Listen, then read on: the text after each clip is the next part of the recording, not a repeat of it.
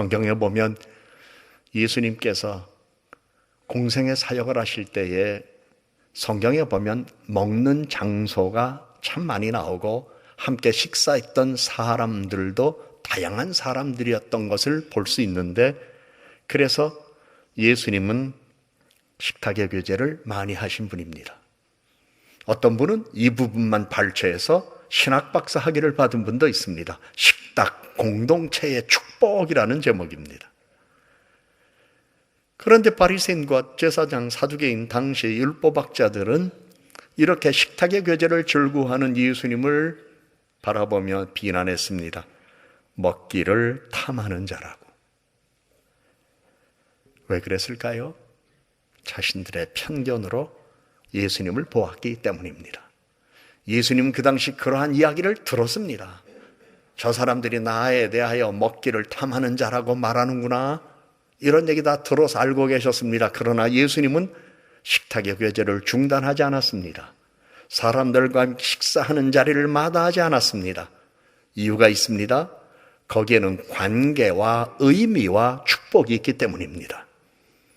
살기 위하여 먹는가, 먹기 위하여 사는가, 복잡하게 생각할 것 없습니다. 행복하게 먹으면 됩니다. 사람은 누구와 어떤 장소에서 식사를 하는가에 따라 행복지수가 달라집니다. 그래서 부담스러운 사람하고 먹으면 대부분 체한다고 그럽니다. 그런데 편안한 사람, 나에게 행복감을 주는 사람하고 식사를 하면 꿀맛 같다는 이야기도 합니다. 그런데 여러분, 오늘 우리는 꿀맛을 잃어버리고 때우며 사는 시대에 살아가고 있습니다. 이러한 때에 우리는 한 번 정도 우리의 믿음의 표현에 있어서 생활 양식의 전환을 가져와 하나님이 우리들에게 주시고 하시는 기쁨과 감사가 사람과 사람 사이에서 어떻게 찾아야 할 것인가를 생각해 봐야 할 겁니다. 많은 사람들이 자신의 편견을 갖고 사람과 사람 사이가 원만하지 못합니다. 자신의 편견을 갖고 사람과 사람 사이에 거리감을 갖고 살아갑니다. 그것이 문화의 배경일 수도 있고 지식의 배경일 수도 있고, 그리고 사회적 변화의 흐름에 대한 영향일 수도 있습니다. 덴마크 작가 이사크 떼네센의 작품 바베트의 만찬이라고 하는 책이 있습니다. 거기에는 참 사람을 행복하게 해주는 게 무엇인가를 우리들에게 보여준 하나의 작품이었습니다. 1800년대 중후반 노르웨이의 베를레보그라는 작은 마을을 배경으로 한 작품입니다. 그 작품에 나오는 마르티네와 필리파 자매는 아버님이 목사님이셨습니다. 청교도 목사님이셨습니다. 아주 건검하게 검소하게 살았습니다. 그렇고 이웃을 위하여 헌신적으로 살았습니다. 그 아버지가 돌아가신 다음 아버지의 뜻을 받들어 이 두 자매는 결혼도 하지 아니하고 어려운 이웃들에게 자선을 베풀며 검소하게 살았습니다. 그 두 자매는 외모, 용모, 젊은이들의 가슴을 설레게 하는 외모를 갖고 있었습니다. 그래서 그들에게 사랑을 고백한 청년들도 많이 있었지만 그들은 아버지의 엄격한 가르침과 깊은 신앙심 때문에 세속적 사랑에 관심을 두지 아니하고 결혼도 하지 않은 채 아버지의 뜻을 받들어 이웃을 사랑하며 섬기는 일에 헌신적으로 살았습니다. 그런데 1871년 6월 그들이 사는 집에 어느 날 한 프랑스 여인이 찾아옵니다. 프랑스의 내란을 피해서 바베트라고 하는 여인이 찾아오는데 그 여인은 15년 전에 바로 필리파라고 하는 그 자매 가운데 한 자매를 사랑한 프랑스인 남성 아셀 파팽이 보냈다고 하면서 그 사람의 편지를 들고 찾아왔습니다. 이 두 자매는 그들을 바라보면서 고민합니다. 이 바베트라 여인이 이 편지를 들고 왔는데 편지를 읽어보니 이 여인은 매우 힘들고 어렵습니다. 내가 한때는 당신을 사랑했습니다. 그러나 세월이 많이 갔지만 이 어려운 여인을 좀 보살펴 주십시오. 그 편지를 받아들고 고민하던 두 자매는 바네트라고 하는 여인을 어려운 지경에서 피난 왔다는 것을 알고 받아들이긴 했지만 그는 카톨릭교도였고 자기들은 청교도 독실한 기독교인이었기 때문에 종교적으로 맞지 않는 상황이었지만은 그래도 불쌍하다는 이유 하나로 받아들여졌습니다. 당시 베를레보그 마을 사람들은 모두가 다 청교도이었기 때문에 아주 금욕적인 생활을 하고 그들은 사치를 죄악으로 여기고 간소하게 조용한 삶을 살았던 동네였습니다.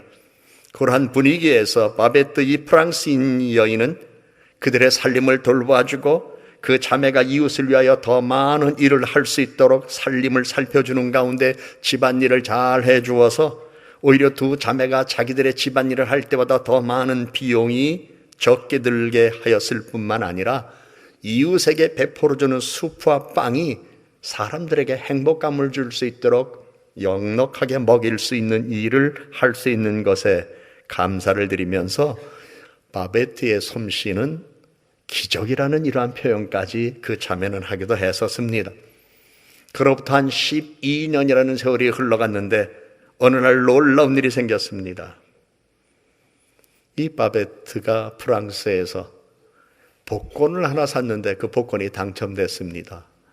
그 당시 1만 프랑, 그래서 요즘 화폐 가치로 환산해 봤더니 지금 한 2천만 원 되는데, 지금 2천만 원도 큰 돈입니다만 그 당시 1800년대의 2천만 원이면 굉장히 큰 돈이었습니다. 복권에 당첨된 이 여인이 그 두 자매에게 이야기합니다.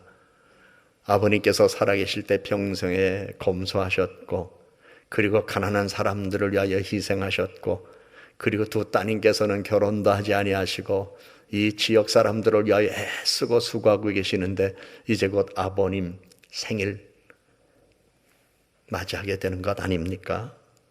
이제 가만히 보니까 올해가 100번째 생일을 맞이하게 되는데 우리 기념비적인 일을 하나 하십시다. 예, 감사합니다. 어떤 일을 하면 되겠습니까? 라고 이 두 자매에게 물었더니 바베트가 의외로 하는 말이 우리 온 동네 사람들을 초대해서 만찬을 베풀어 주십시다. 그랬더니 두 자매는 아닙니다. 그건 아버지 뜻에 어긋납니다.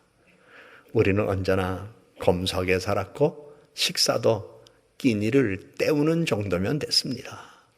너무 먹는 일에 돈 많이 쓰지 않는 게 좋겠습니다. 그랬더니 바베트가 하는 말이 왜 당신들은 하나만 하십니까?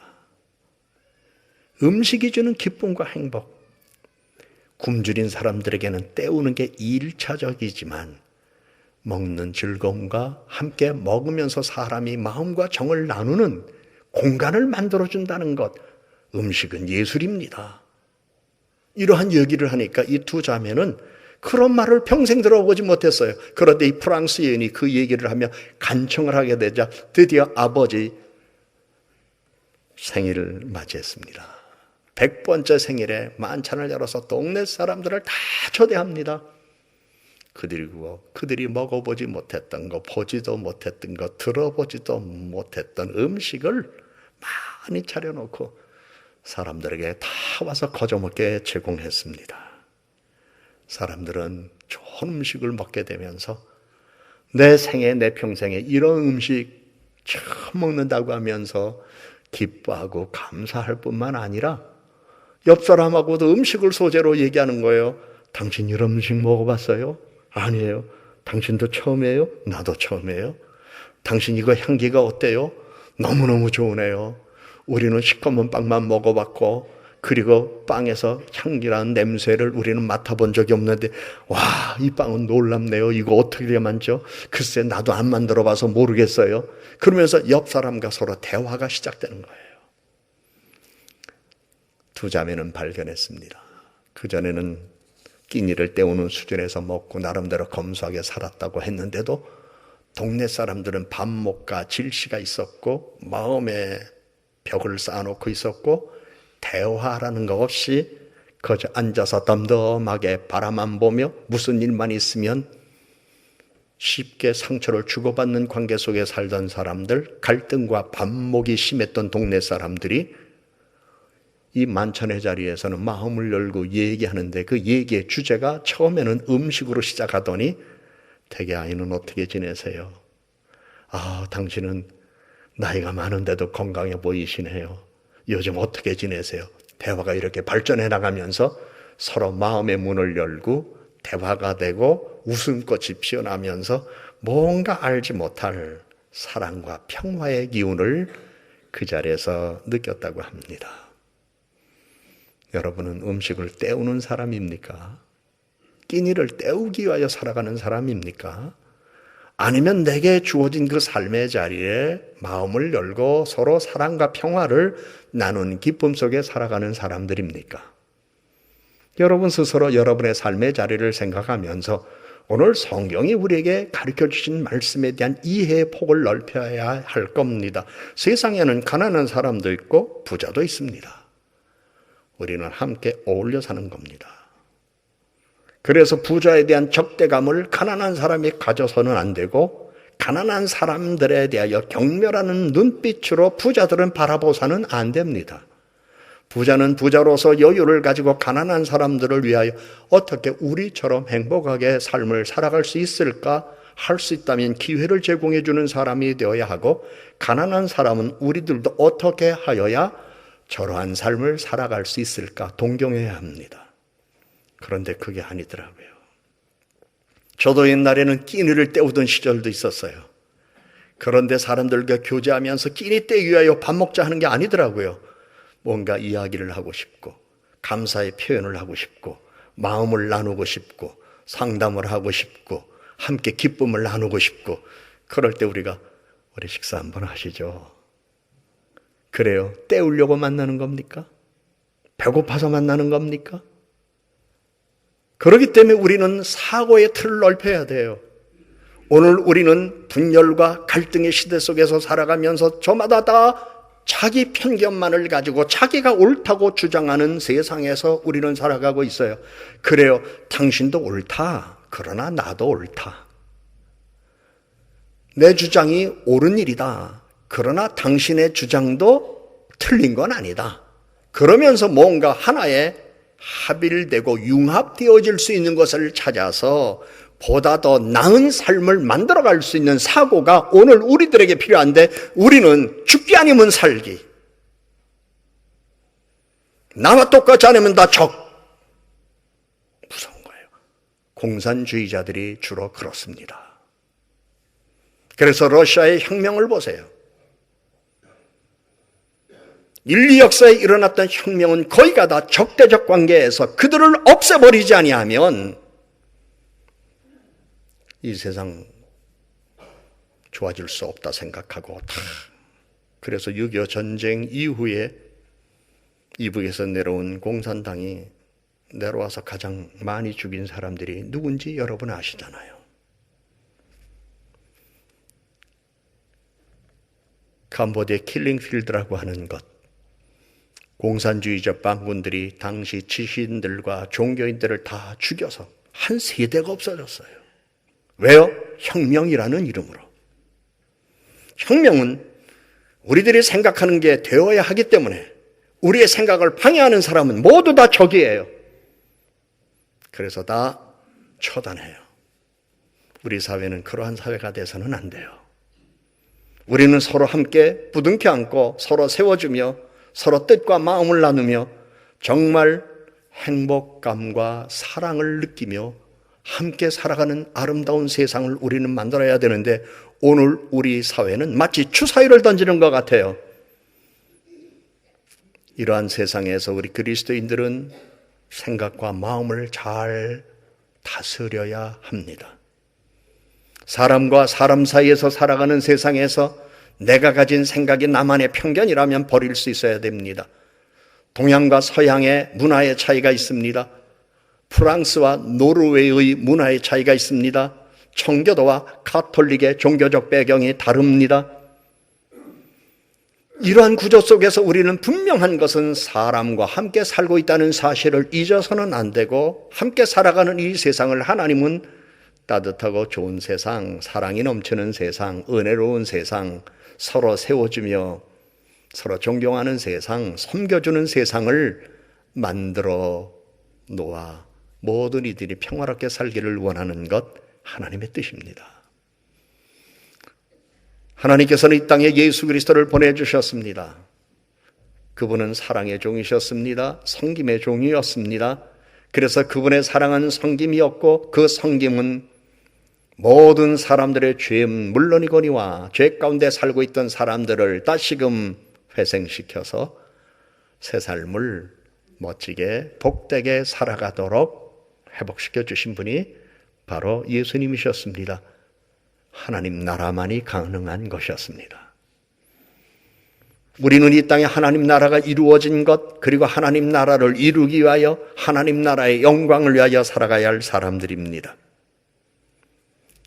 만찬에 초대됐던 사람들, 이제는 자신들이 청교도인이라고 해서 근검절약만 하고 끼니만 때우는 수준의 삶을 살아가는 것이 미덕이라고 생각했는데, 바베트 프랑스 여인에 의하여 그가 제공한 만찬의 자리에서 세상에 먹어보지도 못하고 들어보지도 못하고 느껴보지도 못했던 그 음식, 이전에 그들의 사고로는 사치였습니다.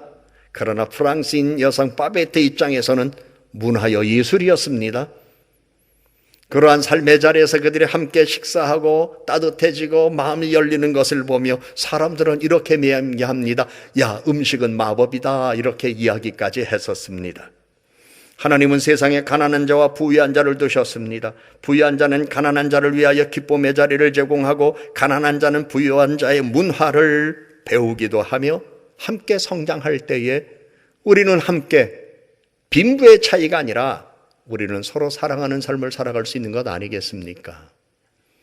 언젠가부터 우리 사회는 양극화 현상을 우리의 생각으로 만들어놨습니다.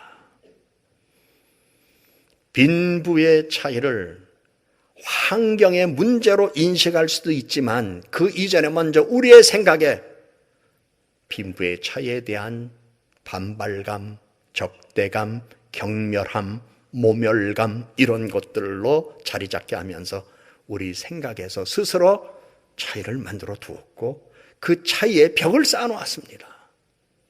이 벽이 무너지지 않는 한 우리는 하나가 될 수 없습니다. 요즘 보세요. 선동하는 사람들이 얼마나 많아요. 선동하는 사람들의 장점이 있습니다. 이간질 시키는 겁니다. 충동하는 겁니다. 그래서 항상 우리는 조심해야 돼요. 내 말이 어떤 상황 속에서 사람을 가르는 일로 사용되지 않도록 조심해야 돼요. 선동하는 사람들은 자극적인 언어를 표현하면서 사람을 선동하고 그 선동함으로 말미암아 양극화 현상을 만들어 놓고 이후에 자기 패거리를 만든 다음 자기가 득세하려고 하는 일들이 세상에 많이 있습니다. 성경엔 분명히 말씀했습니다. 가난한 자도 있고 부유한 자가 있다. 서로 인정하고 어떻게 우리가 함께 잘 살 수 있는가? 그러면서 성경은 잠언 말씀을 통하여 우리들에게 분명한 해답을 주셨습니다. 첫째, 겸손하라. 두 번째, 여호와를 경외하라. 겸손과 여호와의 경외함은 그 다음에 하나님께서 주시는 축복이 세 가지로 따라왔습니다. 존귀와 영광과 재물이니라. 하나님께서 주신 은혜로운 삶이 이렇게 보장되어 있다면 우리는 사람으로서 사람을 존중하고 사랑하고 이해하고 용서하고 사람과의 관계를 아름답게 꽃필 수 있는 사람이 되어야 합니다. 여러분의 마음에 증오심이 없어야 됩니다. 적개심이 없어야 됩니다. 그리고 오늘의 사회현상, 적체적 형상을 승자와 패자로 생각하면 안 됩니다. 우리는 이겼다, 우리는 졌다. 이게 무슨 게임입니까? 여기가 운동장입니까? 우리는 오늘의 사회현상에서 승자와 패자로 갈라서서도 안 되고 승자와 패자로 나뉘어져서도 안 되고 우리는 모두가 다 하나님의 질서 안에서 어떻게 이 나라가 새로운 모습으로 변화되어 하나님의 축복과 번영을 누리며 살 수 있는 나라가 될까? 여기에 관심을 갖고 우리는 기도하는 사람들이어야 합니다. 우리들이 어떤 모습, 어떤 처지, 어떤 환경 속에서 살든 우리는 나 자신이 사랑받아야 할 이유가 있을 뿐만 아니라 또한 사랑하여야 할 의무도 있고 더 나아가 사랑할 책임도 있습니다. 그러므로 사람과 사람 사이에는 사랑이 없이는, 믿음이 없이는, 소망이 없이는 인간의 참 아름다움을 서로 나눌 수가 없기 때문에 가난한 자는 부자를 존경하는 눈으로 바라보며 그들의 삶 속에서 배워야 할 걸 배워야 하고 부자는 가난한 자를 경멸하지 말고 그 가난한 이들의 삶의 애달픔을 이해하며 부자로서 어떻게 넉넉한 마음으로 가난한 이들을 위하여 서로 섬기며 살아갈 수 있을 것인가를 생각해야 합니다. 우리가 신앙생활을 잘하는 것 중요합니다. 그러나 그 신앙생활이 하나님 앞에서 자기의 의만 드러내는 일이라면 독선입니다. 하나님 앞에서 나의 의로움도 있어야 되지만 더불어 살아가는 사람들에게 따뜻함이 있어야 됩니다. 그리고 사랑으로 섬기는 것도 있어야 됩니다. 그래서 우리가 균형 잡힌 신앙생활을 통하여 하나님 앞에 살아가는 것이 우리 함께 기쁨과 감사가 되어야 할 것입니다. 예수님께서 활동하던 공생의 시기에 바리새인들, 사두개인들, 제사장, 율법학자들은 자신들의 편견으로 사람을 대했습니다. 그러나 예수님은 오직 사랑으로 대했습니다. 바리새인, 사두개인, 제사장, 율법학자들은 사람을 차별했습니다. 율법으로. 그러나 예수님은 사랑으로 수용해 주셨습니다. 그들은 식사하는 사람도 딱 제한되어 있었습니다. 그분들은 함께 교제하는 사람들도 딱 정해놨습니다. 그러나 예수님은 다양한 사람, 모든 사람, 죄인들과도 어울리셨습니다. 다양한 사람들과 어울리며 식사하기도 하셨습니다. 어떻게 예수님은 그렇게 하실 수 있었을까요? 이유는 하나입니다. 사람이라는 이유 하나. 오늘 우리는 사람이라는 이유 하나만으로 사랑하는 게 아닙니다. 그 사람이 가진 학벌을 사랑합니다. 그 사람이 가진 외모를 사랑합니다. 그 사람이 가진 재산을 사랑합니다. 그 사람의 권력을 사랑합니다. 솔직히 오늘 우리 사회는 사람을 사랑하는 게 아닙니다. 사람이 가지고 있는 걸 사랑합니다. 그리고 그 사람이 그거를 잃어버리면 다 떠납니다. 예수님은 사람만을 보셨습니다. 사랑하는 여러분, 우리가 사는 세상 참 다양한 사람들이 함께 살고 있습니다. 아주 성경은 간단하게 정리해 주셨습니다. 가난한 사람도 있고 부자도 있다. 그리고 세상에는 그들이 지금 함께 살고 있다. 그런데 그들 모두를 지으신 이는 여호와이시다. 그러면서 예수님이 우리에게 주신 말씀을 우리가 기억하고 행함으로 보여야 할 것을 말씀해 주셨습니다. 누가복음 6장 37절의 말씀에 보면 비판하지 말라 그리하면 너희가 비판을 받지 않을 것이요 정죄하지 말라 그리하면 너희가 정죄를 받지 않을 것이요 용서하라 그리하면 너희가 용서를 받을 것이요. 오늘 사회 현상에 대하여 우리는 다 알지 못하지만 자기 지식, 자기 상식, 자기가 경험한 것, 자기하고 가까운 사람들에 의하여 주입된 것에 의하여 우리는 사람을 비판하고 세상을 비판하며 살기 아주 쉬운 때입니다. 이런 때에 우리 모두는 주의 말씀을 기억하며 비판하지 말고 바베드의 만찬처럼 함께 행복해하고 즐거워하고 기뻐할 수 있는 삶의 자리를 만들어줄 줄 아는 사람이 우리들이 되어야 할 것을 말씀하고 있습니다. 우리 모두는 무인도에서 혼자 사는 사람 아닙니다. 사람과 사람 사이에서 살아가는 사람들입니다. 사람과 사람 사이에서 어떤 사람이 되시겠습니까? 기도합시다.